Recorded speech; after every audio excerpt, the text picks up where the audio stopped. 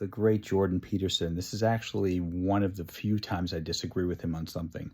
Let's listen to him. You should be a monster.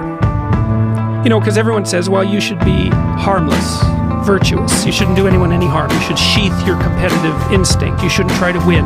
You know, you don't want to be too aggressive. You don't want to be too assertive. You want to take a back seat and all of that. It's like, no. Wrong.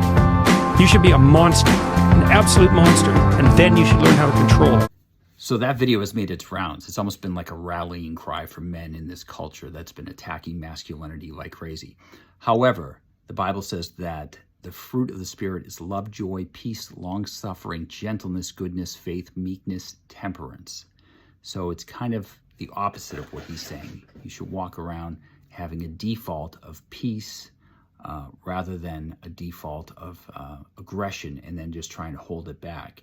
I've noticed that people that have, aggressive personalities or hyper competitive, it's not something they can just turn on and off with a light switch. And it's very difficult to control. I think you need to give things over to God. And if the time does present itself, there's several passages in the Old Testament where it says in the Psalms that the Lord trains my hands for war. They rely on the Lord.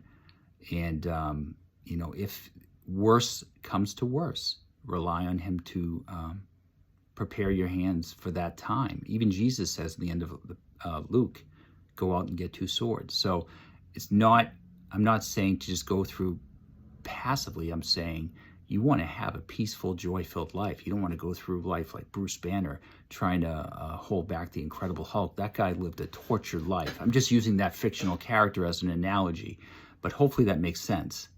All right, what are your thoughts?